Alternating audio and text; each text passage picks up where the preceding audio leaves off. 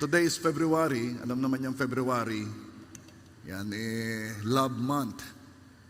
Kaya we will talk about love. Ano bang love? What is love? And usually, ang sinasabi natin ay 1 Corinthians 13. Itong malimit sa wedding Love is patient, love is kind. It does not envy, it does not boast, it is not proud. It is not rude, it is not self-seeking, it is not easily angered, it keeps no account of wrongs. Pero kung mapapansin ninyo, ang pinakikita rito ay hindi kung ano ang pag-ibig. Ang sinasabi dito ay paano ang umibig. Love is patient, love is kind. So yung pala ang paraan ng pag-ibig, hindi itong definition ng love. So, ano ba definition ng love? According sa Bible, ito ang definition ng love. 1 John 4:16. God is love. Yan ang definition. Kaya pag sinabi natin yung 1 Corinthians 13 na yan, verse 4, love is patient, love is kind, we are actually saying, God is patient, God is kind, yun. God is not rude, God is not self-seeking yan. So, ang literal translation of the original text ng love is patient, love is kind ay ano? Love demonstrates patience, love demonstrates kindness. So ang kindness, it shows how we act. Ang patience shows how we react. Ang kindness, ang kilos. Ang patience, ang tugon sa kilos ng iba. Baka kasi akalain natin na tayo umiibig na, pero hindi pa pala. 1 Corinthians 13 ang nagtuturo kung paano umibig ayon sa uri ng pag-ibig ng Diyos. And last Sunday, our message was, love is not proud. At may nag-comment sa akin nang sabi ay tinamaan daw siya kasi dinodominate daw niya ang conversation. Alam mo, kapag ang salita ay tumatama sa iyo, ikaw ay blessed. Kaya naisin mo, Lord, patamaan mo ako ngayon. Sabihin nga natin, Lord, patamaan mo ako ngayon. Okay, and today, our title is, Love is Patient. O sa Tagalog, matiisin. 1 Corinthians 13:4. Ano ba yung patience? Patience is willingness to wait. Ang problema, walang gustong maghintay. Kaya po nauso yung fast food. Walang gustong maghintay. Isipin mo, nasa fast food ka na, naiinip ka pa. Kaya naman, ang panalangin nila, Lord, give me patience now. We know Matthew 6, it says, seek ye first His kingdom and His righteousness, and all these things shall be added unto us. Yang mga hinihingi mo, yung madali, unahin mo lamang ang Panginoon, ang katuwiran niya, at unahin mo ang kaharian niya. Kaya last year, ang bukang bibig natin para sa kaharian. Ngayong taon naman, ang bukang bibig natin, si Lord naman. Si Lord naman. Bakit? Pagkatagal-tagal na tayo si Lord naman ngayon. Sabihin mo nga, si Lord naman. O sabihin mo din, si Lord muna. Yes. Unahin mo si Lord at darating ang hinihintay mo. At kung wala pa, it means hindi pa panahon. After God uttered His promises to Israel, God said, Isaiah 60 verse 22, at the right time, I, the Lord, will make it happen. Kung wala pa, it means hindi pa right time. Ang patience, yan yung willingness to wait. May mga tao na patient lang pag siya ang hinihintay. pero mainipin pag siya na ang naghihintay. Ang pag-ibig ay nagsasabi na mas importante ka kaysa akin, kaya willing akong maghintay. Hindi lang siya willing maghintay kundi willing maghintay ng hindi nagagalit. Meron kasi naghihintay pero galit na. Yung mga asawa dito na hinihintay ang kanilang asawang babae, bakit kaya katagal nila? Ano ang problema sa kilay? Dahil kahit naman anong pagtingin natin, wala namang nabago Bakit 30 minutes to 1 hour ang kilay? Pero ganyan talaga. Kung ikay naiinip, sumabay ka na sa pagkikilay. Hindi lang siya willing maghintay, kundi willing maghintay ng hindi nagagalit. So, kung ikaw ay naghihintay, do something para hindi ka mainip, para hindi ka magalit. Are you there? Pinag-uusapan natin ang being patient. O tingnan mo, meron doong babae ang lakas ng amen. Pinaparinig sa kanyang asawa yon. Okay lang pumila, okay lang luminya. Yang pag-ibig hindi lumulusot sa linya. Kung merong buntis o senior citizen sa linya, pauunahin pa niya. Bakit? Love is patient. Ang taong mainipin, mamaya pa, anxious na yan. Alam niyo yung anxious? Yung di matali, Kung may pinapadaanan si Lord sa buhay mo, hayaan mong ang Diyos ang magpasya kung kailan matatapos ito. May pinapadaanan sa iyo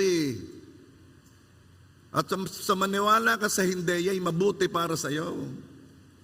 Kung ikay nagtitiwala talaga sa Diyos, hindi ka maiinip. Kailan ka matatapos, Lord, ito? Sa halip na magtanong ka kung kailan matatapos yan, sabihin mo kay Lord, Lord, salamat po sa biyaya na nakakayanan ko ang bawat araw na inyong binibigay sa akin. At ang sabi niyo sa inyong salita, this is the day that you have made, I will rejoice and be glad in it. Kaya kung ano man po ang dalhin ng araw na ito, I will rejoice dahil yun ang sabi niyo. Love is patient. Pagka hindi gusto ang nangyayari, gustong madaliin Kaya naman hindi natatapos yung gustong mangyari ni Lord sa buhay mo. Mayroong inaayos, may hinuhubog si Lord, gusto mong matapos agad. Gusto natin masin agad ang problema, gusto natin masolusyonan agad. Hindi mo alam, si Lord ang author noon. Si Lord ang author noong mga problema o sitwasyon na yon. For your sake, for your good. Kaya kailangan mo ang patience Kindly say, love is patient. Love does not panic. Hindi ko pinasasabi. Sinabi ko lang. Kaya hindi mo natanggap o hindi mo pa natatanggap ang best mo, ang best ni Lord sa iyo, kasi naiinip ka. Ang problema sa naiinip, gumagawa siya ng mga bagay na hindi aayon sa gusto ni Lord. Ang kalaban niyang inip Pagka pa kayo naiinip, dapat mong gawa ng paraan. Naiinip ako, parito tayo, naiinip ako. Saan tayo? Doon sa hindi ako maiinip. Love is patient. Daanan mo at pagtagumpayan ang pinapadaan niya sa iyo. Ibigay mo lahat. Kung ano man yung alalahanin mo yan, ibigay mo lahat kay God. 1 Peter 5:7, ilagak ninyo sa Kanya ang lahat ninyong kabalisahan sapagkat siya'y nagmamalasakit sa inyo. Are you there? Patience. Patience is being gracious to the fault and differences of others. Binibigyan sila ng pagkakataong magbago nang hindi kay stricto sa kanila. I have said this illustration pero ang ganda ulitin ko. Baka hindi pa ito naririnig ng iba. Late 1500s, tagal na, Dr. Thomas Cooper edited a dictionary. Dadagdagan niya ng 33,000 words and many other improvements yung dictionary. Alam mo, pag nakakita ka ng taong ang binabasa na yung dictionary, talagang matalino na yun. Anong binabasa mo, dictionary? Nasaan ka na? Nangangalhati na. Hindi naman. 8 taon na siyang nag-iipon ng materials. Nang ang kanyang asawa ay sunugin lahat ang ginagawa niya. Ang sabi ng asawa, lagi ka na lang nasa iyong table. Baka kung mapaano ka na, baka kayo magkasakit. Itigil mo na yung ginagawa mo yan. At sinunog lahat yung 8 taong pinaghirapan ni Dr. Thomas Cooper. Nang makita ni Dr. Cooper ang nangyari, ay tinanong kung sinong may gawa noon. At matapang na sinabi ng asawa, ako. Napabuntong hininga na lang si Dr. Cooper, a very patient man, at sinabing, oh, Dinah, yun ang pangalan napakalaking problema ang ginawa mo. So anong ginawa ni Dr. Cooper? Siya'y tahimik na umupo at nagsimulang magsulat at 8 taon muling naghirap para ibalik ang sinunog ng kanyang asawa na research. Sa mga nagsasabi ditong sila'y patient, sila'y matiisin, itinaas ni Dr. Cooper ang bar ng pagiging patient. Iyon ang patient. Ikaw hindi pa. Are you there? Patience, number 3, does not complain. Yang mga taong walang pasensya, yan ay mga reklamador. Praise God. Parang napag-usapan natin itong pagko-complain I think midweek service, tinuro ni Pastor BJ. And then, kami pumunta sa Mandawi.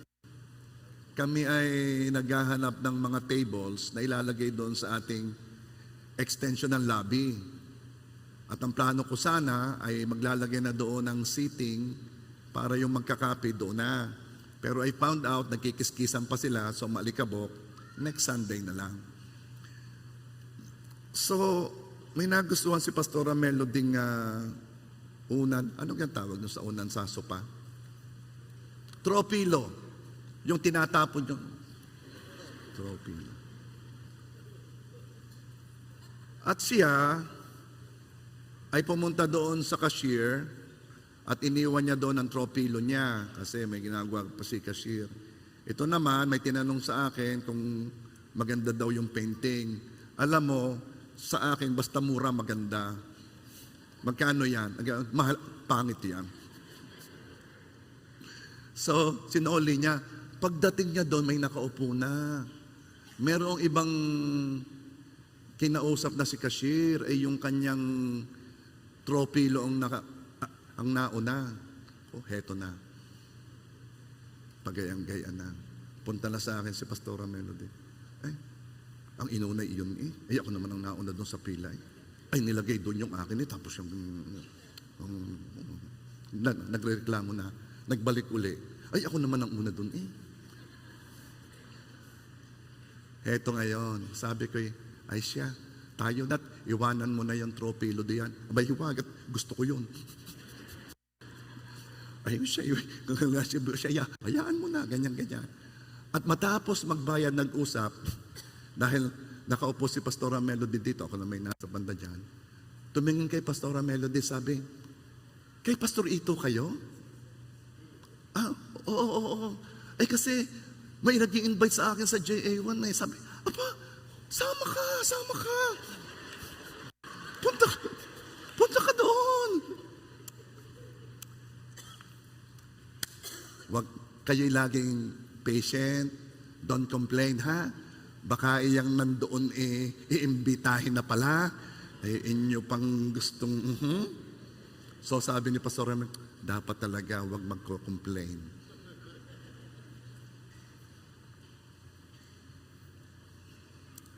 Ugaliin na sa halip na magreklamo ay magpasalamat. Ang reklamo, nangahawayan ng iba. Alam ka ninyo yung umattend kami ng wedding kahapon Mahusay naman yung MC Alam ka namang, pansin ko sa mga MC, lahat sila, ma-energy. Hanggang kayo nakaupo lang, pag sa bigla agad ikaw. Bigla ka agad At tapos pag medyo nagkukulabig ka, energy, energy. Kaya sabi ko, hindi kami na may napapano. Come on, itaas ang kanang kamay. Itaas, sunudan naman kami. Sige. Energy is contagious. Nakakahawang energy. Nakakahawa din ng negativity. Pag ang kasama mo ay napaka-negative, pag ang kasama mo ay reklamo ng reklamo, nakaka-drain. May kilala kayong gayo. Wala dito, wala dito. Nasa kabilang, wala dito. Walang reklamador dito, Walang nagko-complain. So, ang ating mga upuan, pinalitan na ang may-ari, hindi na kayo,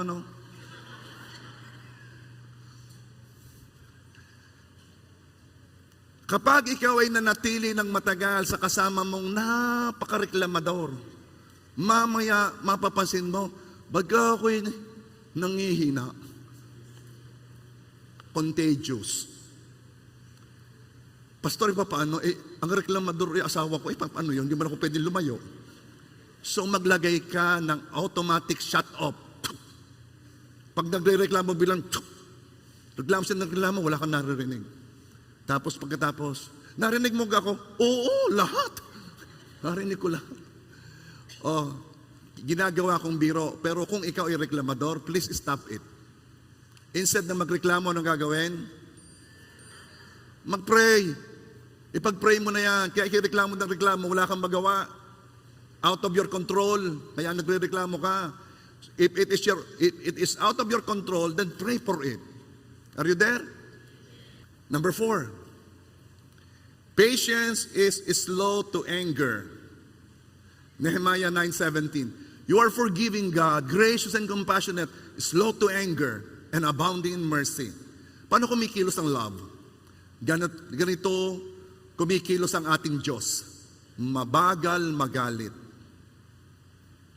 Malimit pag may nagpapapray sa akin, nagdideclare ako ng more of God in your life. Napakatindi ng prayer na yon. Isa sa meanings niyan ay higit pang patience ang mapasayo. Why? Because God is patient. Kaya pag sinabi kong more of God, more of patience in you. Pa-evaluate nga tayo sa iba. Itanong mo, pare, mabilis ba akong magalit?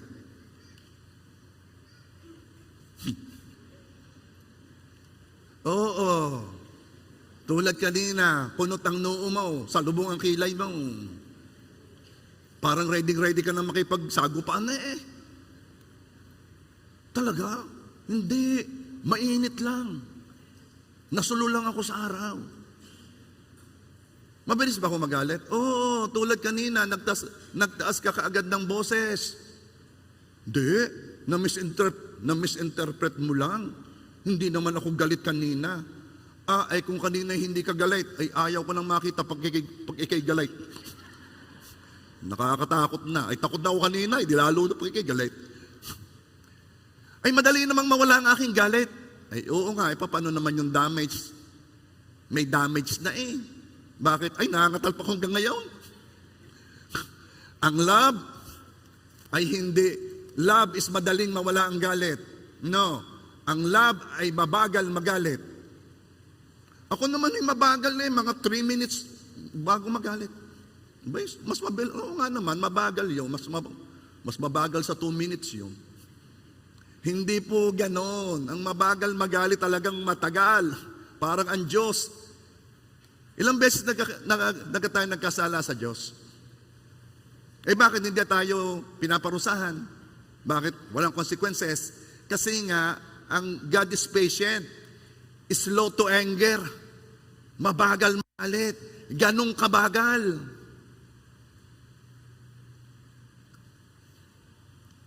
Ang love ay matiisin. Santiago 1:19. Unawain ninyo ito minamahal kong mga kapatid. Ang bawat tao ay dapat maging mabilis sa pakikinig, marahan sa pagsasalita, mabagal sa pagkagalit. Kapag napansin mo, may taong ma-argue, ma-contend, sila ay hindi slow to anger. Kaya usually, kasi kapag nakikipagdebate ka na, papunta na yun doon eh. Pwede ba, huwag ninyong i-enjoy ang debate? Huwag kayong mag-enjoy sa argument at sa debate. May mga taong enjoy na enjoy dyan. Para bagang nagkaka-energy pag nakikipagdebate. Oh, sige nga, oh, talagang. Sa totoo lang, nakaka-drain yan eh. Ito ha, pag nakadalwa ng palitan, maximum 3, yung gayuna na. At yung 3 balikan ng salita, at tumataas na ang pitch, hindi, at tumataas na rin ang volume, niwala ko. At pagkatapos ay tumataas na rin ang temperature, medyo namumula na, ay ikay tumigil na. Because love is slow to anger. Huwag ka laging makipagdebate. Pag naramdaman mong papunta sa debate, tigil. 2 balikan, tigil na. Sa patatlo'y pataas yan. Are you there? Yung 3 nag-amen, praise God, nakuha nyo, yung iba, pinapapasok mo sa puso. Awit 37 verse 8, iwasan mo ang pagkagalit. Bakit sinabi iwasan? Kasi nangyayari, kaya iiwasan. And I'm telling you, pwedeng iwasan. Sabi ng isa, di na ako nakapagpigil ala naman, pwedeng iwasan. Kaya nga iwasan mo ang pagkagalit. At ang puot ay iyong talikdan. Huwag kang maghimutok, ito'y naghahatid lamang sa kasamaan. Sabihin mo, iwasan ang pagkagalit. May mga tao napaka-exceed ng fuse. Kung sa iba'y palalampasin, siya hindi. Confront agad. Ano ka, ma'am? Ano ka, ano? Bakit mo sinabi yun? Alingga. Yung sinabi mo kanina, ba't mo sinabi yun? Ano ka sinabi ko? May mga bagay na palampasin mo na. Huwag yung lahat na dadaan sa iyo laging iko-contend. May mga tao na napakahalaga ng bawat words, bawat sentence. Yung sinabi mo, basta bago mo sinabi yan. Yung sinabi mo, bago mo sinabi yan. Yung meron ka, hindi ko natanda ang sinabi ko. Ano ka sinabi ko? Please, love is patient. Marami tayong pwedeng palampasin na. Sabihin mo sa katabi mo, palampasin mo na. Ito ang masakit. Ipinagmamalaki pa na siya yung nagalit. Nagalit na ako Napagsalitaan ko tuloy, nagalit na ako. Parang dapat siyang purihin. Purihin ka, nagalit ka pala. Walang kapurihan doon. Napakadali ng ginawa mo. Napakadaling magalit. Lahat kaya yan. Mas kapuri-puri kung kagalit-galit na pero iniwasan mo pa rin magalit. Yun ang kapuri-puri. May kilala ko merong inuutusan, parinig ka nga, makikimura. Ano kanyo? Makikimura. Bakit? Ayaw kong may stress, ikaw ang magmura. Doon niya, At bakit tayo mabilis magalit? Kasi nalimutan natin na ang Diyos ay matiisin sa atin. Nalimutan natin that God is patient to us, mabagal magalit. Napakarami na nating ginawa na karapat-dapat nang ikagalit ng Diyos. Pero God is patient, love is patient. Isipin mo naman yun. Napakadami ng pinalampas ni Lord. Tapos ikaw, para kaunti, di mo papalampasin. Okay, number 5. We're talking about patience. Patience is slow to accuse. Ako sana'y magjo-joke, sasabihin ko sana'y patience is the people in the hospital. Naisip ko hindi kayo tatawa. So, diniretso ko na. Patience is slow to accuse. Mabagal magparatang. Kawikaan 19:11. Ang matinong pag-iisip ng tao sa galit ay nagpapabagal, ang kanyang kaluwalhatian na di pansinin ang kamalian. Wow. hindi pansinin ang kamalian. Ang taong umiibig, mabagal mag-akusa. Ikaw ang may kasalanan, ikaw ang mali, sala ang ginawa mo. Patience is slow to accuse. May pagkakamali man, hindi na niya pinapansin. Abay, kakatindi noon. Tiningnan ako simula ulo hanggang paa hanggang paa. Parang ako sinusukat. Abay, pagkakatindi na rin. Kalami ko sino, inisnab ako Abay, sobra naman yun. Ang biro ay parang nambubuli. Huwag mo nang pansinin. Bakit? Hindi mo naman alam lahat ng pangyayari. Alam mo sa maraming mga nambubuli, insecure. Ang mga nambubuli, insecure yan. Kaya kailangan nilang ipakita na sila ay superior or higit kaysa sa isang tao. Huwag mong pansinin. Pag pinansin mo, ang sunod na akusahan mo na, pagkakayabang nito, pagkakasuplado, akala mo'y kung sino. Okay? So huwag mong pansinin, palampasin mo. Alam mo ba si Satan ay walang pag-ibig? Dahil wala siyang pag-ibig, ang trabaho niya mag-accuse. Inaakusahan niya ang mga taong pinawalang sala. Kaya ito mapapansin mo Ika'y nagkasala. Humingi ka ng tawad sa Diyos. Mamaya masama pa rin ang pakiramdam mo. Mamaya meron ka pa rin naririnig parang ika'y inaakusahan, parang ikaw you're feeling accused, you're feeling condemned. Hindi na ikaw yon. Si Satanas na yon, o maaaring ang laman mo yon. Ito ang point. Si Satanas na walang pag-ibig, inaakusahan niya ang taong pinawalang sala na. Kapag ikay humingi na ng tawad, tama na yon, huwag ka na uling hihingi ng tawad. Aba, merong nagsasabing siya daw humingi na ng tawad, para daw tuwin na lang sila mag-uusap ng kanyang asawa na napagkasalaanan niya, lagi na lamang siyang idinadown, lagi nang pinaparamdam sa kanyang kasalanan niya, at mamaya daw siya hihingi na naman ng sorry kay God. Sabi ko, tama na. Kinokontrol ka na. Pag ikay humingi ng tawad na isang beses sa Panginoon, pinatawad ka na. Sa harapan ng Diyos, malinis ka na. Be patient. Church, huwag mong kunin ang role ni Satanas. Si Satanas ang accuser of the brethren. Ang Diyos, pinawalang sala na ang lahat na humingi ng tawad sa Kanya. Kung pinawalang sala na tayo ng Diyos, wala nang mai-accuse sa atin si Satanas o kung sino man. At kayo naman hanggang ngayon ay hindi pa nagpapatawad, magpatawad na kayo. Dahil nakapagpatawad na ang Diyos, ikaw na lamang hindi. Sabi ng isa, ang Diyos, Diyos yun na kung may tao lamang, ayun nga tao ka lamang, hindi ka nagpapatawad. Samantalang ang Diyos ay nagpatawad. Okay? Sabihin mo, ako'y nagpatawad na. Then, tingnan mo ang pinatawad mo. Wag.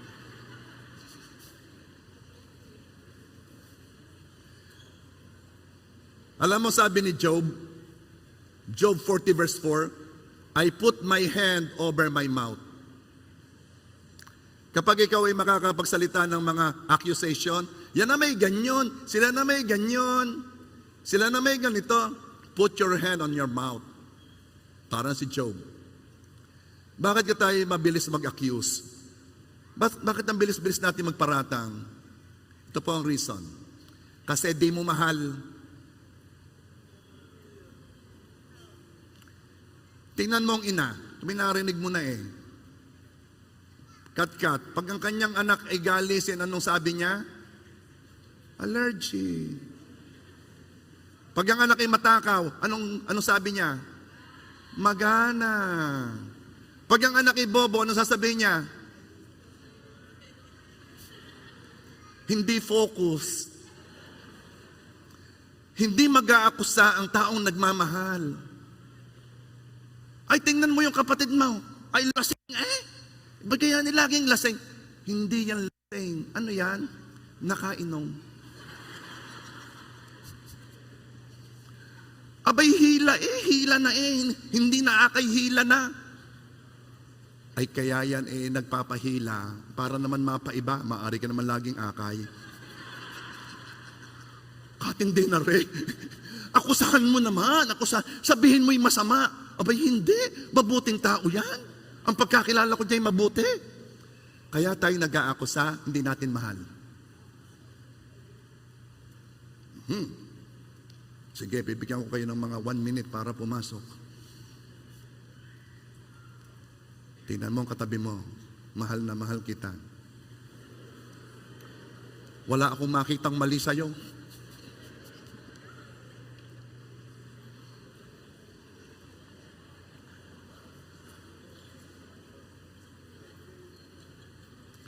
Dahil hindi natin kitang kamalian natin, another reason kung bakit tayo nag-a-accuse sa iba. Kasi ang kita lang natin yung kanilang mali, hindi natin kita yung atin. How many of us have moved past our need or have outgrown the need for forgiveness? Sino ba sa atin ditong hindi na nangangailangan na patawarin? Lagi natin kailangan ng pagpapatawad ng Diyos. Therefore, kung tayo laging nangangailangan ng kapatawaran ng Diyos, then let's be gracious to others also. Are you there?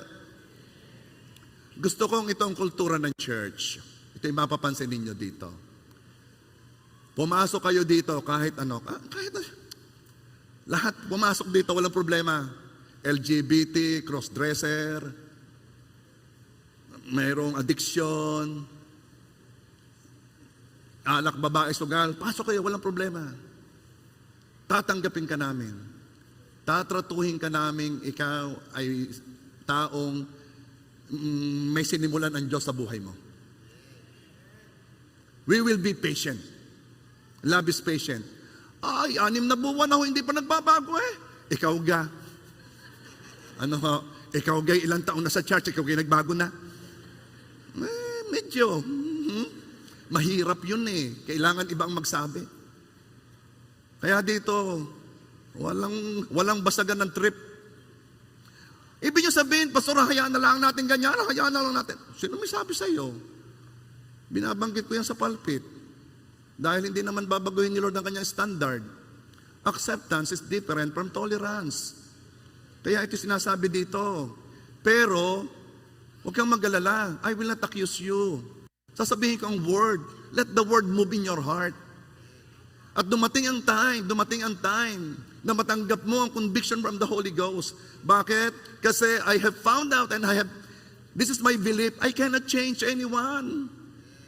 Wala akong kayang baguhin. At kahit ikaw, wala kang kayang baguhin. Anong kaya natin gawin?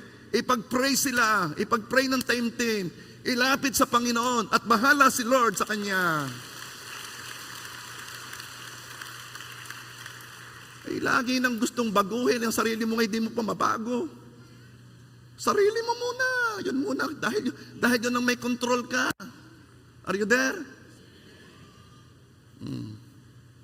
Simula sa araw na ito, baitan tayo, ha? Baitan. Kaya din say, love is patient.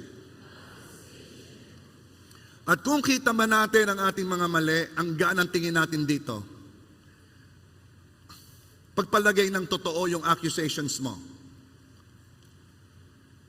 Hindi ka pa rin mag-aakusa kung naunawaan mo ang kasalanang pinatawad ng Diyos sa iyo.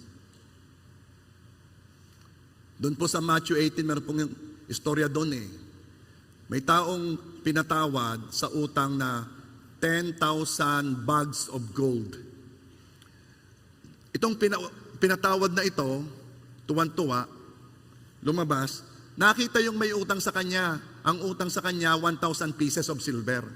Kita mo ang difference ha? 10,000 bags of gold, pinatawad siya. Debt cancellation ha. Ito naman, yung may utang sa kanyang 1,000 silver lang, pinakulong, hindi pinatawad. Nung nalaman nung nagpatawad, pinatawag siya, katindi mo naman. Ang laki ng pinatawad sa'yo, tapos hindi mo papatawadin yon. Yun din po tayo. Hindi natin kita ang kalakihan ng ating kasalanan na pinatawad ng Diyos sa atin. Kakunti naman ang kasalanan ko. No. Lahat na kasalanan ginawa natin ay kasalanan laban sa Diyos. Kaya malaki ang kasalanan natin ay hindi dahil sa uri ng kasalanan, kundi kung kanino tayo nagkasala. Ang pinagkasalaanan natin na isang Diyos, kaya ang laki-laki ng kasalanan natin. Kung hindi mo ito naunawaan, parang ganito. Di malimit ko sabihin. Ulitin ko rin. Nung una po, ancient Japan, marami diyang mga samurai. Sila yung mga warlord. Sa isang probinsya, sila ang hari doon. Yang mga yan ay sinusunod ng lahat ng tao kung anong sabihin. Aatake tayo, susunod lahat. Matatapang yung mga yan. Almost God na ang paggalang sa kanila. Alam ba sabi ng mga kaugalian noon? Wag na wag mong mahipo ang kanilang blade, ang kanilang espada. Wag na wag mong mahipo at papatayin ka. Ha? Hihipuin lamang yung gulok. Oo. Ay bakit ganon? Sa amin mahawakan ng kutsilyo, walang problema. Binibigay pa nga. Ikaw naman ang magayat. Ay bakit ito ganon? Kasi ang taas ng tingin nila sa kanilang samurai, sa kanilang warlord, almost Diyos na ang paggalang. Ang issue ay hindi yung pagkahawak sa gulok o sa espada. Ang issue, kaninong espada yan? Ang issue, sinong may-ari niyan? Ay igagalang mo yun. Yun yun. Ang issue, sinong pinagkasalaanan mo? Tayo pong mga tao, nasasabihin natin maliit na kasalanan natin, hindi yun ang issue. Ang issue, kanino tayo nagkasala? Ang pinagkasalaanan natin ay Diyos ng mga Diyos, hari ng mga hari, ang Diyos ng makapangyarihan. Walang simulat, walang katapusan. Diyan tayo nagkasala. Kaya isipin mo kung ano ang pinatawad ng Diyos sa iyo, kung saan ka pinatawad. At kapag naunawaan mo yon, magiging mapagbiyaya ka sa iba. Hindi mo sila i-accuse. Are you there?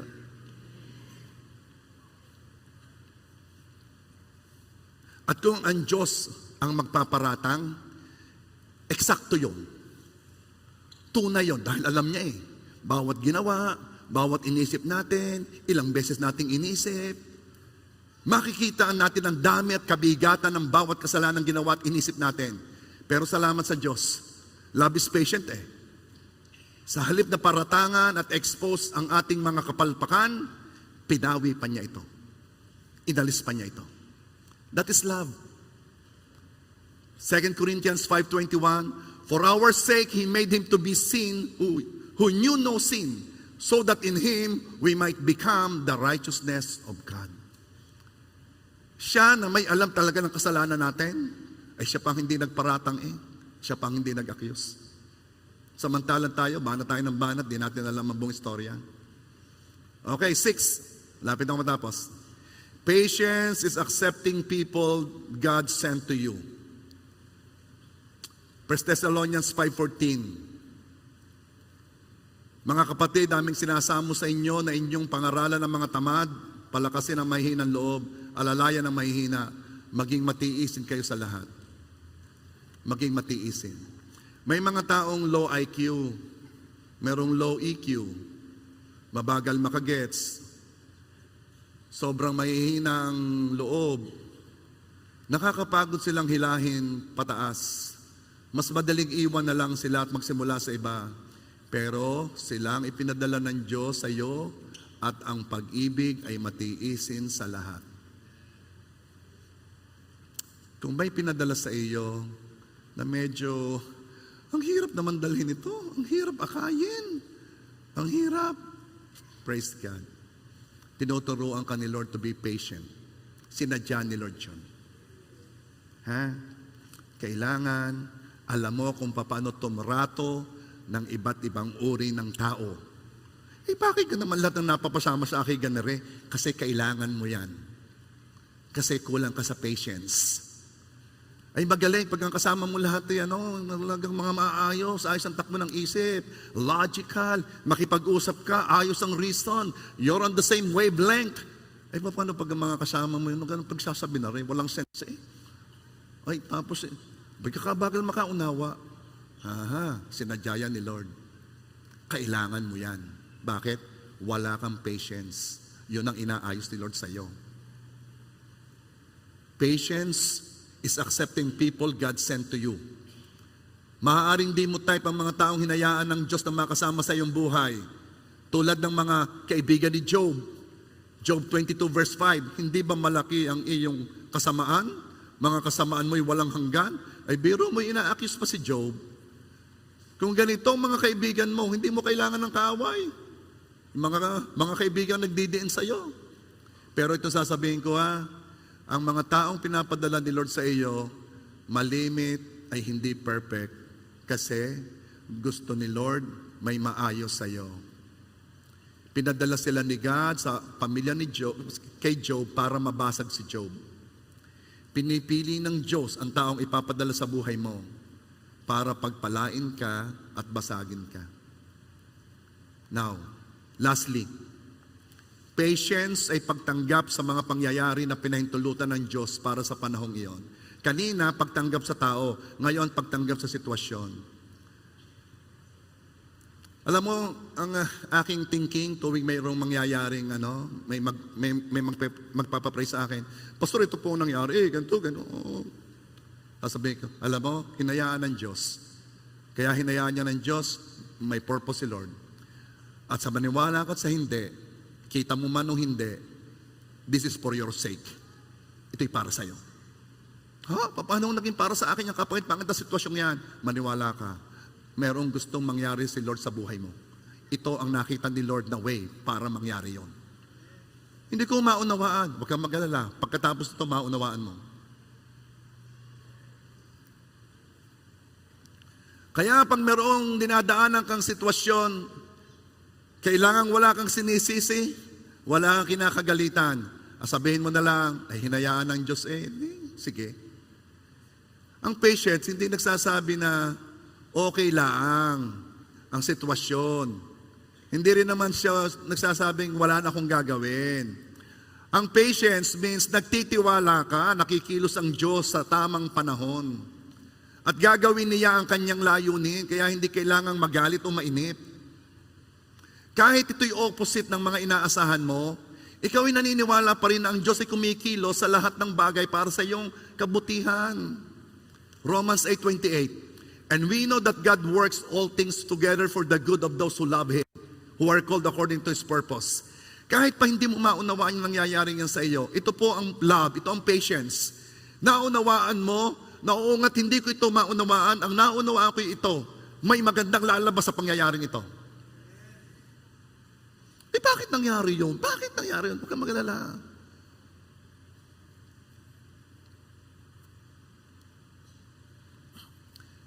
Nako, may pinapaayos akong title ng lupa. Kasama na itong ilang title ng church. Sa tagal. Pagkakatagal. Ginawa ko ng lahat Ang dami kong napapakinig na dapat na akong magalit. Dapat. Pero love is patient. Love is patient. At naturuan ako ni Lord doon. Anong magalit? Binigyan ko pa. Lahat na nangyayari, lahat na hinayaan ng Diyos na mangyari sa buhay mo, may purpose yan. May inaayos si Lord sa iyo. Ay, kumusta naman yung title, lumabas na gaho? Next week. Ayun lagi ang sabi, di next week. Di ako'y masaya. Isipin mo kung in-stress ko ang aking sarili. Di talo. Walang kapalit ang ikaw ay may kapayapaan. Walang kapalit. Huwag mong ipagpapalit siya. Ang pinakamabilis umagaw ng kapayapaan ay ma-stress sa anumang bagay. Kaya pag may nangyayaring hindi mo gusto, ang iyon lang sasabihin, hinayaan ng Diyos ay di may purpose si Lord kung bakit ito hinayaan. Are you there? Ako kasi naniniwala, God is sovereign. Yes, may demonyo, may taong masama, may mga sitwasyong hindi magaganda, fallen world, pero overall, God is seated on the throne. Alam niya ang kanyang ginagawa.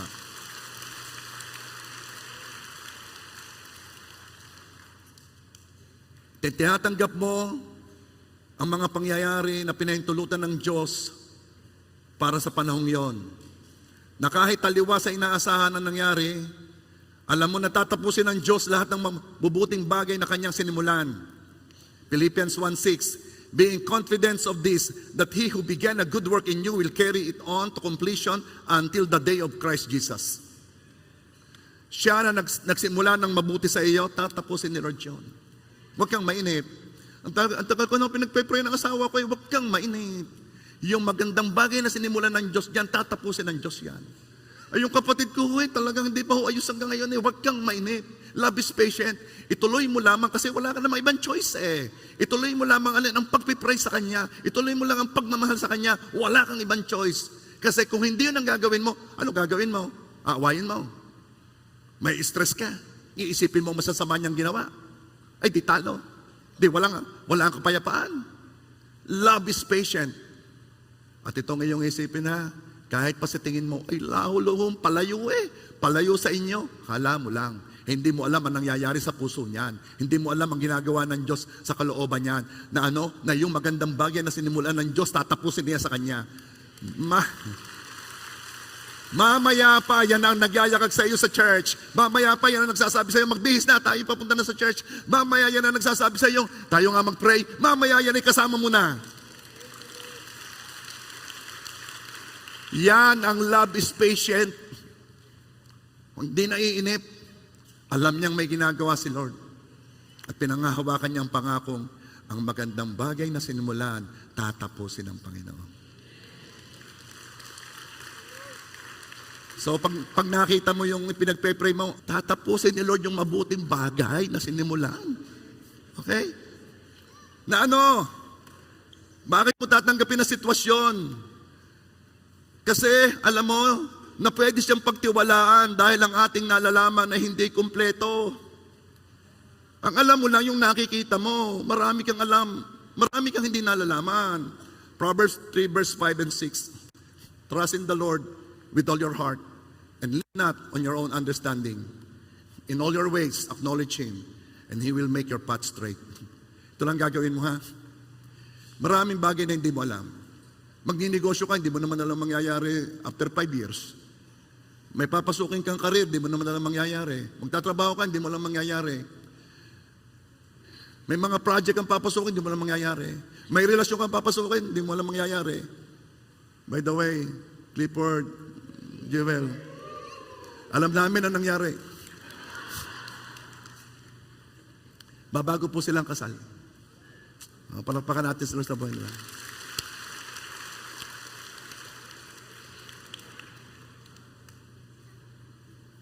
So anong gagawin mo? Hindi mo alam ang mangyayari. Katulad ng ginawa ni Jewel, she trusted the Lord. And in all her ways, she acknowledged God. Lahat ng iyong gagawin, sabihin mo lang, Panginoon, pinagkakatiwala ko to sa iyo. May dating yun? Effective po yun? Yes, kasi ina-acknowledge or kinikilala mo si Lord. Doon sa gagawin mo, kinikilala mo si Lord. Napakaraming mga taong hindi naman sinasama si Lord eh. Si Lord na nga natulog, di pa sinasama.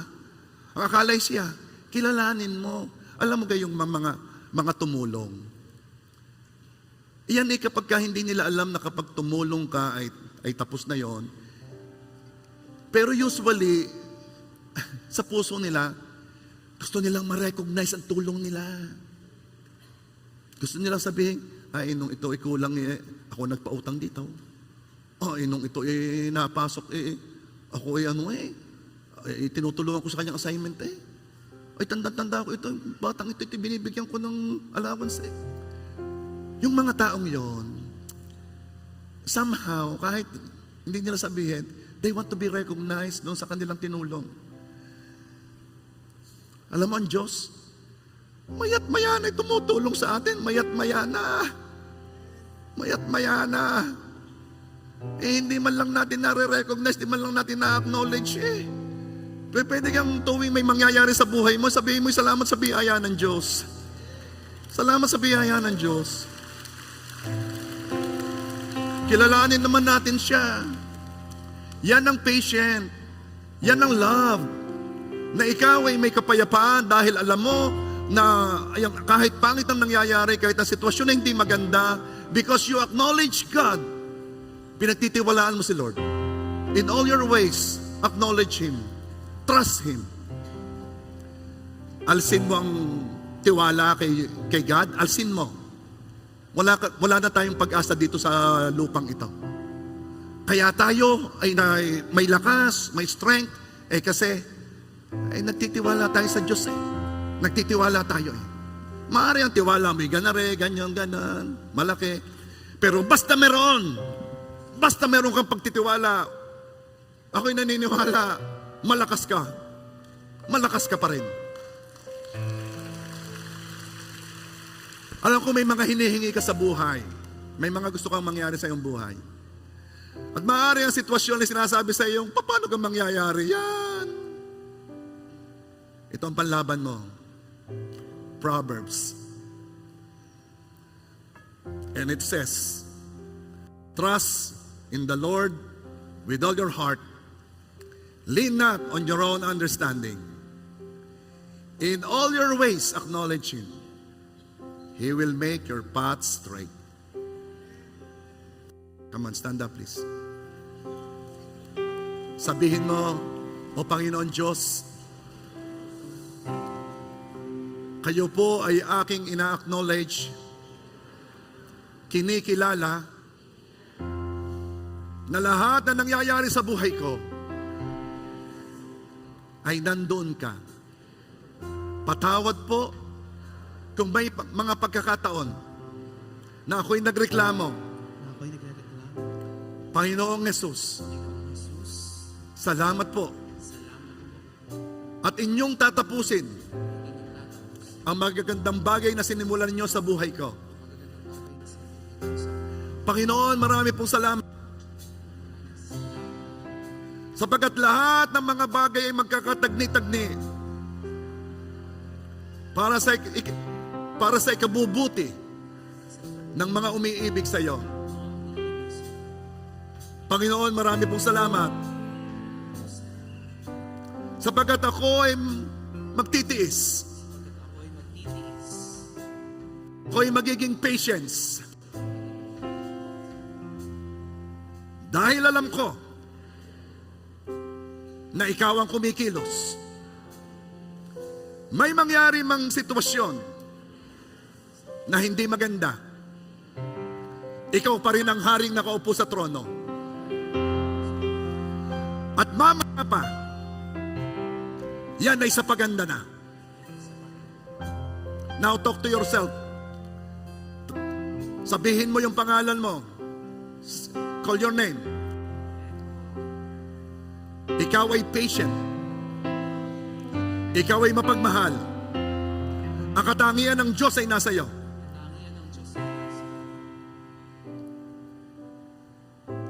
At alam mo, the more we lift our God up, the more we worship Him, the more na nagiging confident tayo na ang Diyos na naghahari sa atin ay makapangyarihan. The more we worship Him, the more na nagkakaroon tayo ng kapayapaan that everything will work out good for those who love Him. So let's lift our God up. Let's lift His name up. You are not a God created by human hands. You are not a God dependent on any mortal man. You are not a God in need of anything you give by all man. That's just the way it is. You are not a God. You're the only God whose power none can contend. You're the only God whose name praise will never end. You are not a God worthy of everything we can give. You are God, that's just the way it is. 'Cause you are God alone, from before time began. You are on your throne. You are God alone.